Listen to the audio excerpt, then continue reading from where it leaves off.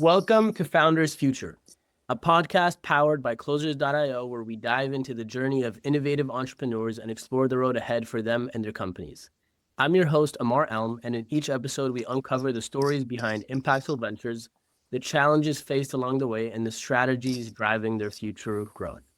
Today, we're thrilled to have Mark Field, the founder and director of Prof Consulting Group, an award-winning food consultancy that's transforming the FMCG industry with data-driven innovation and sustainability.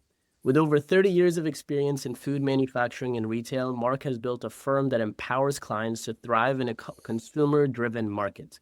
Today, we'll dive into his founding story, how Prof Consulting Group accelerates brand growth, and his plans to scale globally. Mark, welcome to Founders Future. Fantastic. Great to be here. Thank you for the opportunity. Excited to have you. I always like to start from the beginning. So take us back. What inspired you to start your company, Prof Consulting Group? I started off with a career in the fresh food industry based in the UK, did 25 years working across some of the leading food manufacturers, being part of that private label growth that's become so important across food supply and some of the UK's leading retailers and into some of the global fast food chains that we're all familiar with. And then in 2011, I was fortunate enough to go and be part of the largest retail transformation in recent years from Coles supermarkets in Australia, and really gave me the opportunity to have a career with two halves, one as a senior leader in food manufacturing, and two as a senior leader within a retail environment. And the ability to sit both sides of the table and understand the opportunity from a buyer perspective, but also the opportunity from a manufacturer's perspective, and identify an opportunity of how we could bring the two experiences together to help companies win quicker. And ultimately, as our purpose is to help the consumer benefit from greater quality products and more choice. So in 2019, I decided with some colleagues to launch Prof Consulting. And at that time, it was a Melbourne-based business because we were still living in Australia.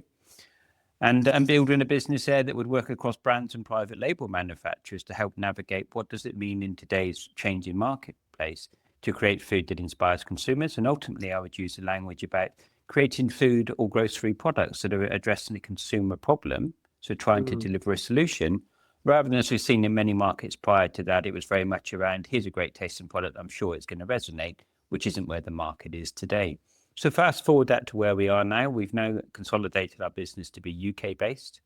We've got a team of 34 international associates, all of which have come out of senior food manufacturing or retail.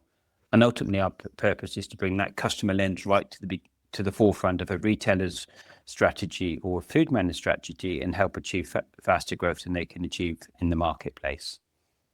Amazing.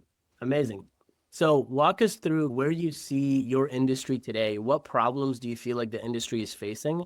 And what solutions are you guys providing to help the consumers? I think that there's two angles in there for sure. I think one, retailers are becoming a lot more strategic in their thinking now, which is a great outcome for the food industry, but it's also an exciting time for consumers. So as retailers become a lot more strategically focused, that raises a real challenge and opportunities for food and drink manufacturers that are trying to supply them, because you need to be able to understand the strategy, understand how you build a narrative around your product offer that ultimately aligns back to the consumer and that retailer strategy. So having a team that have sat both sides of the table enables us, I think, to have a deeper understanding of what does the consumer want, what is the retailer aiming for, and then helping clients understand how that aligns with their business growth strategy and connecting all the dots together to make a successful outcome. And that service is becoming more important from the investors community as they're looking at acquiring businesses and saying, actually, how does this really meet what the retailers are looking for today? Are customers buying products in this category, and what does the outlook look like?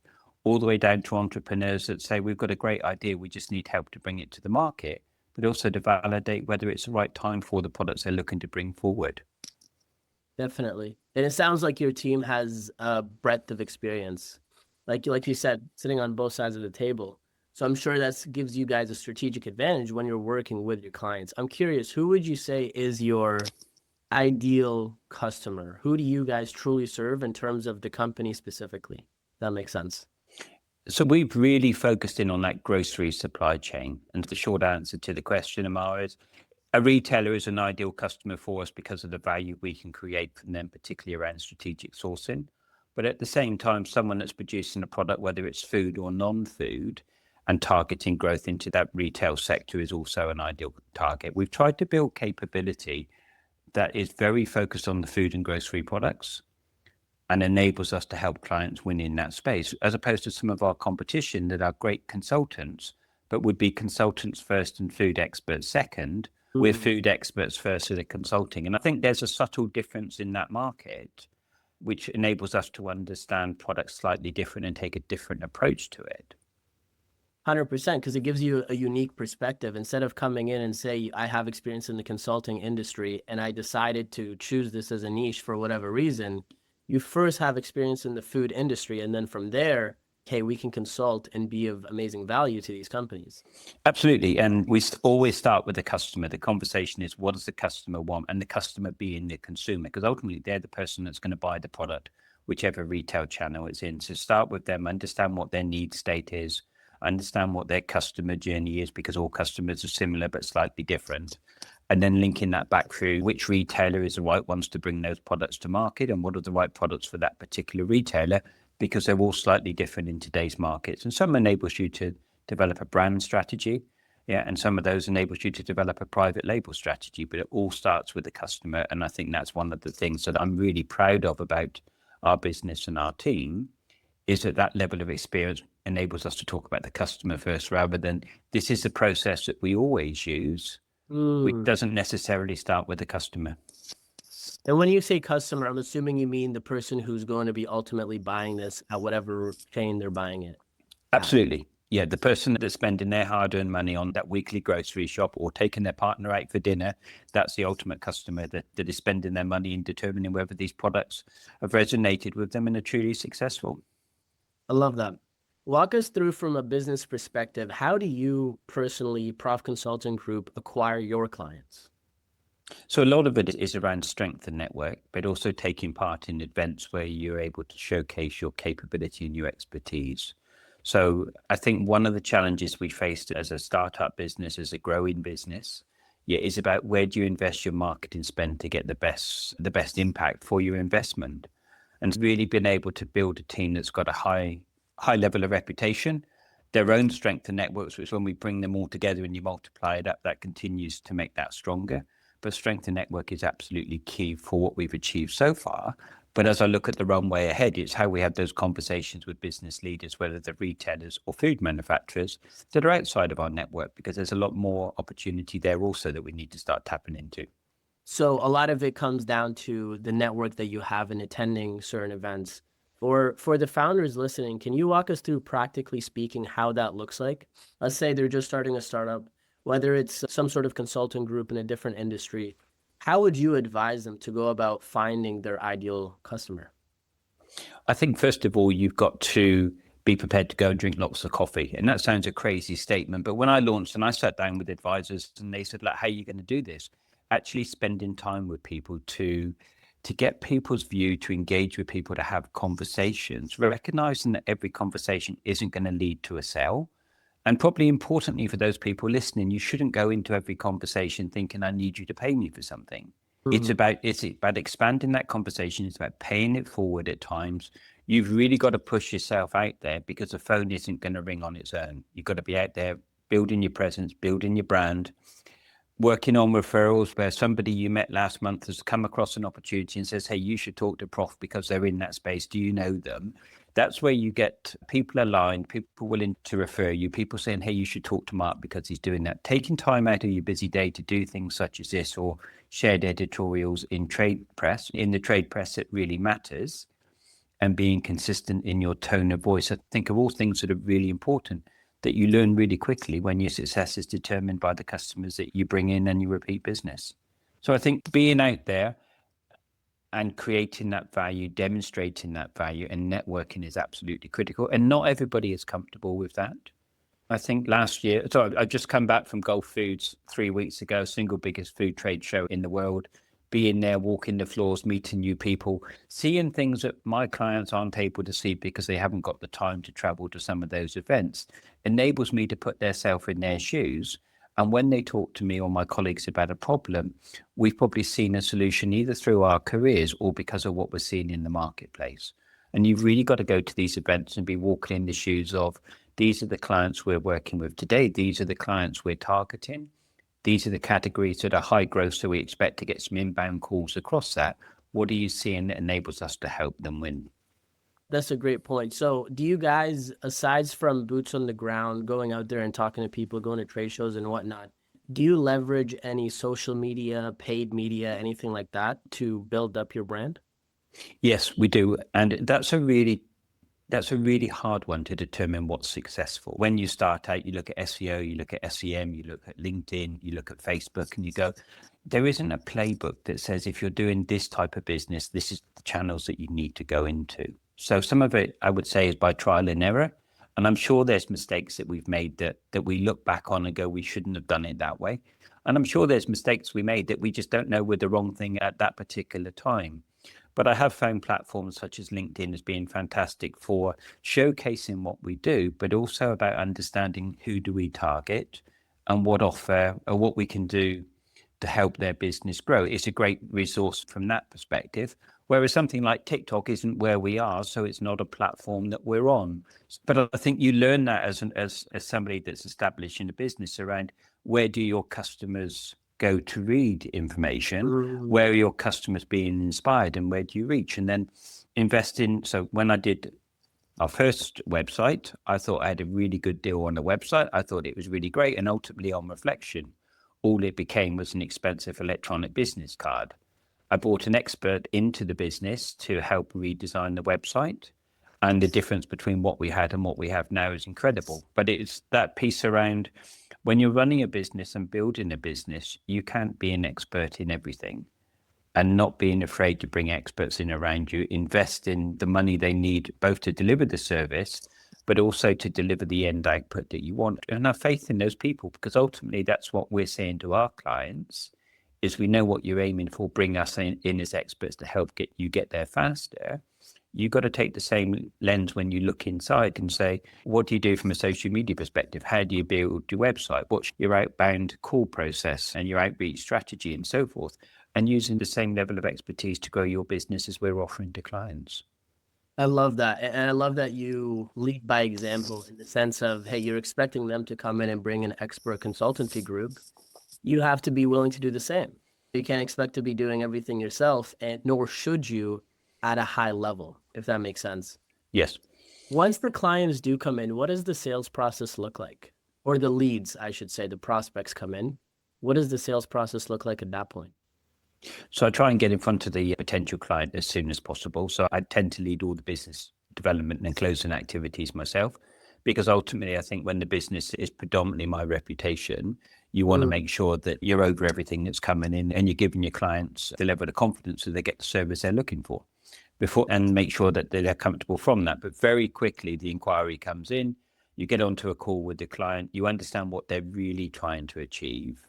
And then you build it back into a couple of options for a proposal, because what you do find is that some clients want everything because they don't really know what they want. And so you can end up with a proposal that's overwhelming for them.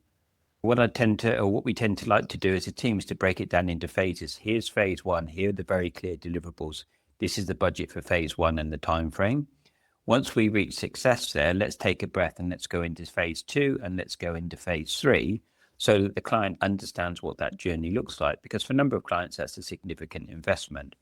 And with our business model, we take them all the way through from concept and early engagement through to helping them pitch to a retailer, and then account management services that help them grow their business. Because in many cases, entrepreneurs, they want to land a product with a retailer, but they don't want the day-to-day activities around talking to the category manager, handling complaints, working with the supply chain and so forth.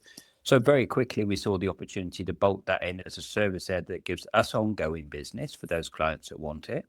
But at the same time, once you've done all that pre-work to get a brand owner in front of a retailer and you've helped them be successful, we're then giving them some great tools for longevity of growth, which is really important. Because what we should remember, as soon as you land a product in a supermarket, your competitor is looking to take that product off the shelf and get that space for themselves.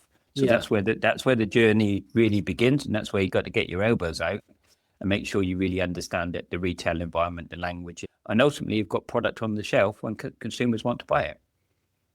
I love that. You touched upon a lot of great things there. One is that you're not just helping them with the strategy and being like, hey, here you go implement this. You're also helping them with the implementation over time to ensure that success. But it also as a business, it also increases the lifetime value of a customer, right? It's that Yes. continuous business coming in. And then thus force, it's a trickle effect, word of mouth, referrals. They see how you help them. They want to refer you to other folks, etc. I'm curious, over the next 6 to 12 months, what are your top priorities for growing the company?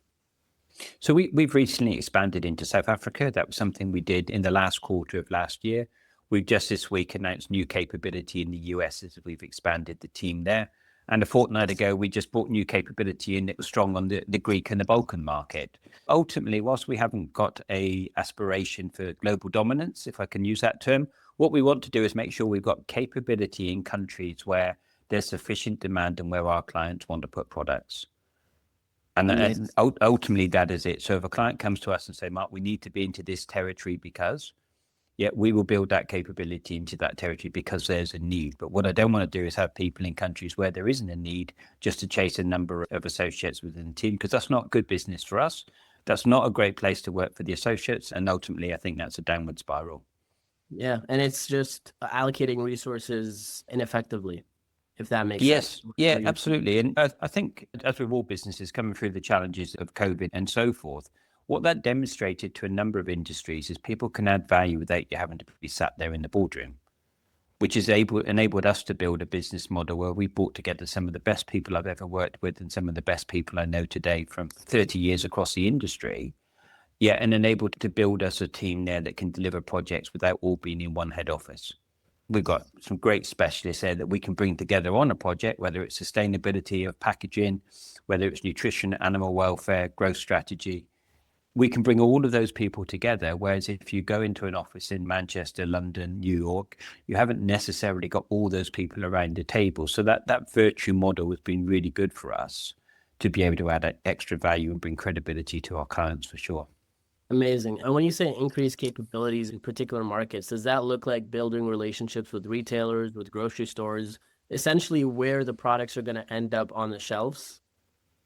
Yes, I think it's both, because we can help clients sell products into markets through product development, through brand strategies, through understanding the category, and then through market access. But at the same time, then we can help people source. So again, that ability to sit both sides of the table and work with the retailer and say, what are you looking to source based on customer needs and how can we help you? That becomes one option. The other side of the table then is to sit with brands that have got some really innovative products, particularly when we look at high growth categories such as health and wellness at the minute and food with added functionality or benefits, and the ability to say, okay, where would you take that product based on category insights? So we can service both sides of the tables, which makes it really interesting. I think what we are also seeing in an environment today that's becoming a little bit more unsettled from supply chain challenges, political challenges, and so forth, is that people are looking at new markets that they wouldn't have looked at before.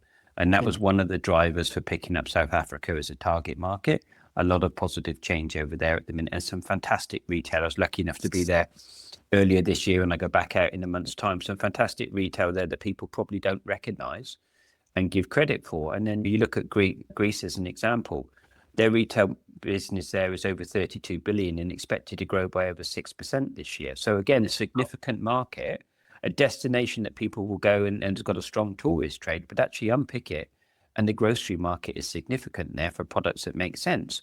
And they've got some great food manufacturing there that they're offering into international markets now, when we see that category of world foods becoming more popular now in many grocery stores. So bringing all those pieces together and saying, this is what we're seeing, this is the opportunity, I think enables us to be agile and keep creating value for our clients.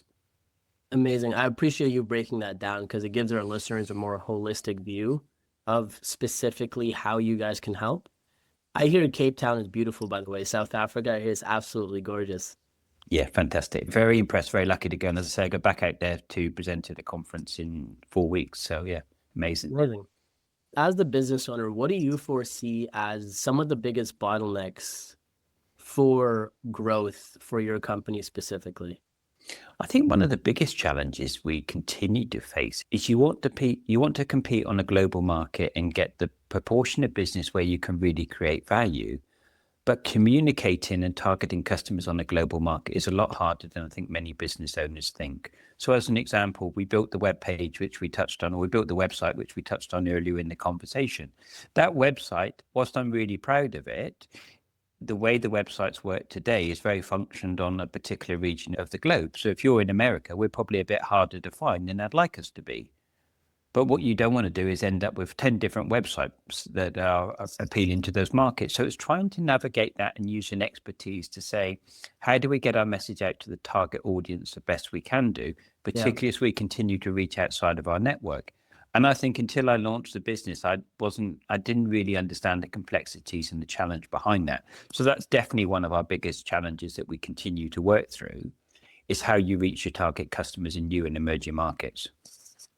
What are you guys doing right now in order to tackle those bottlenecks? So at the moment, we're focused on how we put an extension into the website to ease that, and working with our IT experts on SEO and SEM marketing to say, how do we redirect that so that we don't use one case study, one blog, one interview to try and reach all our audiences? How do we do more work that's specific to those key markets? But again, you can only go so far with that because you can't duplicate everything so that it's relevant to the US and South Africa and so forth. But it's definitely about having a very clear strategy so that you are talking to those markets on a regular basis. You get that regular rhythm of communication. They see your brand in those markets, but it's far more complex than I imagined it would be at the start. So far, it's beginning to show signs of what we're looking for.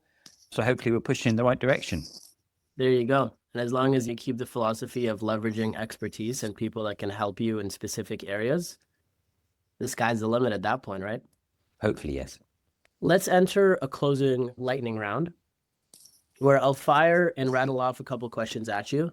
And whatever comes to mind, plug it in. What's one tool or resource that's been a game changer for your business? Experience. Absolutely experience, because we're taking clients down that path that we have walked, or giving solutions that we've had to work out before. So bringing experience to highly established management teams within our clients that have enabled them to move forward quickly, absolutely been a game changer. I love that. What's the best advice you've received about scaling a consultancy company? I think the best advice I've had is you've got to scale it at a pace at which you're comfortable. Yeah, not grow too fast, but also not stagnate.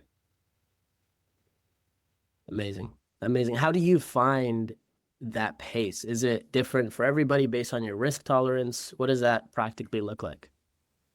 I think from my perspective, because I see the way in which the international markets are changing, I want to grow as fast as I can, but I want to grow at a pace that we can generate work from the growth that we've got, rather than build a team and have more capacity than the market's requiring.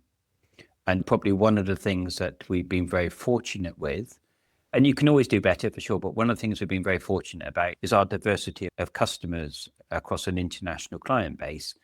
So even as you look at the holiday season, if you look at Australia, they go on holiday in January, so very little business done in January because everyone's recovering. Yeah, whereas you look at Europe and the UK, August is going to be that way. And having an exposure in different markets helps you level out that supply and demand requirement, rather than being focused on one market, knowing you're going to come into the holiday season and knowing there's a gap in your order books. That's a great point. Instead of the yo-yo cycle, Yeah. over the year, you can stay consistent. What advice would you give to new entrepreneurs getting into consulting? I think it's not to be afraid to make mistakes. And if you make a mistake, to change very quickly. Yeah, because it is a very agile space. I think you've got to listen to your customer, and your customer's needs will change from time to time based on market dynamics, based on the pressure they're under, based on some of the changes that are outside of their control. And it's responding to that quickly. I remember probably in the first year of us launching the main consultancy business, I was sat with a group of investors and they were very frustrated because they'd been in to pitch an energy saving product to a retailer and they hadn't won the business. And they couldn't understand why. And as we started to unpick it together, it's because their ESG credentials hadn't been as strong as they thought they were. So what we did there was build capability within our business that we've now got a dedicated ESG team around sustainability, which enables us to advise clients on the business growth strategy, but also the sustainability elements, because the two should go together. For me, I think that's a moment I always go back to, that I was actually sat in the boardroom with this investor group. And when you realize there's a significant need because someone's saying, I need that to grow my business, it makes sense to add that service on. And we built that capability right back from that conversation. So I think it's ultimately listen to your customer, and what you want might be the right direction, but actually you've got to make sure you're delivering on your customers' aspirations and needs as well. I love that. Constant, consistent iteration, listen to your customers, and don't be afraid to change. It's part of the game. Appreciate your time today, Mark. Fantastic. Thank you for the opportunity. Great to see you. Earth. So that wraps up another inspiring episode of Founders Future. I want to thank Mark for sharing your incredible journey and your insights with us today. To our listeners, if you enjoyed this episode, don't forget to subscribe to Founders Future wherever you listen to your podcast. You can also find more resources and insights at closers.io, where we're dedicated to helping businesses accelerate their sales and marketing efforts through world-class systems and playbooks. Until then, have a wonderful day.